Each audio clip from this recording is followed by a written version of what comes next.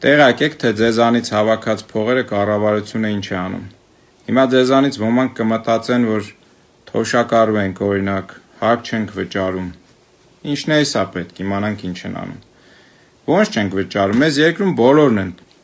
վճարում հարկեր, բոլորը առանց բացառության, նույնիսկ թոշակառուները։ Հիմա կզարմանաք, կասեք ոնց։ Հայաստանում կան ուղղակի հարկեր եւ անուղղակի հարկեր, եւ օրինակ 2025 թվականին հավաքել են շուրջ 7 միլիարդ դոլար հարկեր եւ պետական տուրք, որի 55 եւ ավել տոկոսը անուղղակի հարկեր են։ Այսինքն ո՞րն է դա։ Դա է, որ դուք գնում եք ապրանք առնելու, այդ հարկը այդ ապրանքի մեջ է։ Այսինքն ոչ թե ձեզ եկամտից են հարկում, այլ ծախսելուց, եւ այդ հարկը մցրած է ապրանքի մեջ։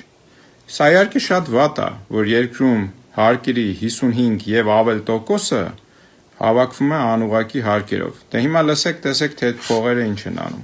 Ուրեմն 2025 թվականին, հիմա այս թղթում նշումներ եմ արել, պաշտոնական տվյալներ, կարդամ։ 2025 թվականին մեզանից բոլորից հավաքել են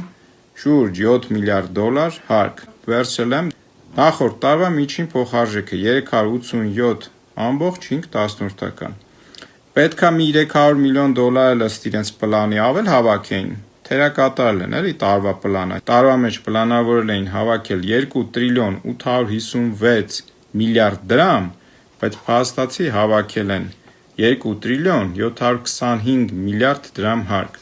Եվ այս 2 տրիլիոն 725 միլիարդը մոտավոր 7 միլիարդ դոլար փող է կազմում նշածս փոխարժեքով։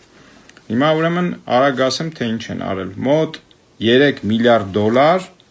բաժանել են նպաստներ եւ կենսաթոշակ։ 3 միլիարդը գնաց։ Մոտ 1 միլիարդ դոլար վարկերի տոկոսներ են տվել, 50 միլիոն դոլար, բայց դա էական չի։ 1 միլիարդ 300 միլիոն դոլար դրամաշոր ու սուբսիդիա են տվել, այսինքն քանի որ համայնքները սեփական եկամուտներ շատ քիչ ունեն, հիմնականում սա տվել են համայնքներին ու տարբեր կազմակերպություններին։ Մոտ այդքան 1 միլիարդ 300 միլիոն դոլարը տեղա գնացել, 700 միլիոն դոլար մոտավորապես աշխատավարձ են բաժանել, պետական հատվածի աշխատողներին։ Հիմա ինչ է ստացվում։ 3 միլիարդ սոցիալական վճար գնաց, նպաստ ու սոցվճարներ։ 1 միլիարդ գնաց վարկ, 1 միլիարդ 300 միլիոն գրած դրամաշնոր սուբսիդիա, 700 միլիոն գնաց աշխատավարձ։ Այդ ինչ դարավ 4, 5, 6 միլիարդը պրծավ։ Տակը մնաց 1 միլիարդ։ Բայց այդ 1 միլիարդից էլ, որ հարկեր են հավաքել, 300 միլիոնը դոլարը մենակ կൂട്ടակային կենսաթոշակայինն է։ Այդ էլ գնաց այնտեղ, տակը մնաց 700 միլիոն դոլար, բայց կառավարությունը 2025 թվականին Փաշինյանի կառավարությունը ծախսել է 8 միլիարդ 160 միլիոն դոլար։ Այսինքն հավաքել է 7 միլիարդ դոլար, ծախսել է 8 միլիարդ 160 միլիոն։ Այդ 1 միլիարդ մոտ 100 քանի միլիոնը հենց պետական պարտքը ավելացել է, իրականում ավելի շատ է մեծացել, այդ փոխարժեքի հաշվին է դրամ դոլար, որ ավելի շատ է, բայց փաստացի ասած, հիմա դեֆիցիտի մասով բյուջեի ավելացել է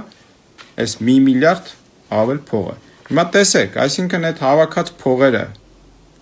հիմնականում գնացել է այս նշածս ուղղություններով, այն տակը ինչ մնաց, տակի մնացածով այդ 1 միլիարդ էլ որ պարտք ավել վերցրած։ Պետք է զենք առնեն, ճանապարհ սարքեն, չգիտեմ, առողջապահություն, մյուս հազար բան կա տեղ։ Հիմա այս ֆոնին վարչապետի պաշտոնում աշխատող մարդը տմբլ տաշի անում, դհոլ նվագել է սովորում, չգիտեմ, համույթներ է բացել, երբ որ պետական ֆինանսների վիճակը խայտառակություն է, մենակ 1 միլիարդ դոլարի վարկ ենք վճարում, վարկի տոկոս ենք վճարում։ Ինչպես նախորդիվ էի ասել, մենակ 2025-ին 2 միլիարդ 800 միլիոն դոլարի պարտք ենք նոր վերցրել, որ այն մի մասը են հին պարտքից մարում անենք արկա պարտքից, մի մասն էլ չգիտեմ ինչ անեն։ Էս է վիճակը, ժողովուրդ ջան, հաջորդիվ էլ ձեզ լիքը թվերի մասին կտեղեկացնեմ, եղեք տեղեկացված։ Շատ կարևոր է, որ իմանաք, թե ձեզանից հավաքած գումարները ինչ են անում։ Ինչպես ասացի,